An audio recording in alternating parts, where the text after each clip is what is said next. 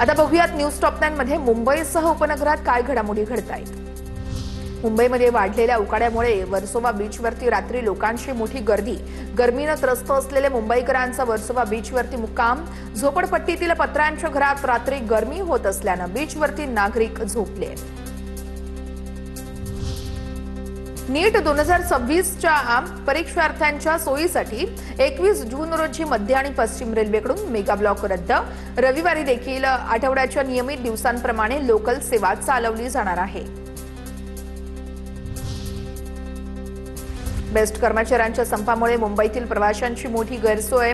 Dadar railway स्थानकाबाहेर प्रवाशांची प्रचंड गर्दी। टॅक्सी मिळवण्यासाठी लांबच लांब रांगा। बस सेवा ठप्प झाल्याने अनेक प्रवासी पर्यायी वाहतुकीकडे वळलेत। मुंबईमध्ये 25% पाणी कपातीचे संकेत आहेत। शहराला पाणी पुरवठा करणाऱ्या 7ही जलाशयांमध्ये 9.67% पाणी साठा शिल्लक आहे। 10 दिवसात पाऊस न पडल्यास जुलैच्या पहिल्या आठवड्यापासून 20 ते 25% पाणी कपातीची शक्यता आहे।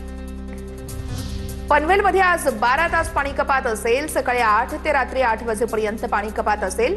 MIDCच्या पाताळगंगा मोहोपाडा जलशुद्धीकरण केंद्राच्या मुख्य जलवाहिनीला मोठ्या प्रमाणामध्ये गळती आणि गळती रोखण्यासाठी जलवाहिनीच्या दुरुस्तीचं काम सुरू आहे। कल्याण पश्चिम रेल्वे स्थानकासमोरील परिसरामध्ये रात्रीच्या वेळेस खुलेआम मद्यपान सुरू।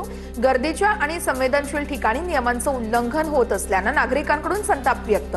पोलीस आणि सुरक्षा व्यवस्थेवरती प्रश्नचिन्ह उपस्थित। नवी मुंबई पालिकेच्या पत्रकामध्ये पूरक आहारामध्ये गोमांसाचा उल्लेख, तर महानगरपालिकेच्या आरोग्य विभागाकडून हे धक्कादायक पत्रक प्रसिद्ध।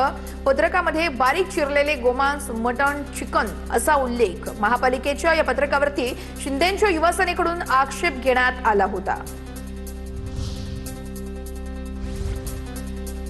मुंबईच्या गिरगाव कुंभारवाडा परिसरामध्ये FDAची मोठी कारवाई आहे। 1300 किलोहून अधिक मिठाई जप्त। अन्न पदार्थ अत्यंत अस्वच्छ परिस्थितीमध्ये साठवल्याचंही आढळलेलं आहे। सीए परीक्षेमध्ये डोंबिवलीच्या सोहन मांजरेकरचा देशामध्ये 3रा नंबर। सोहन मांजरेकरने अंतिम परीक्षेमध्ये 78.83% गुण मिळवत यश संपादन केलंय। सोहन मांजरेकरवरती आता सर्वत्र कौतुकाचा वर्षाव केला जातोय।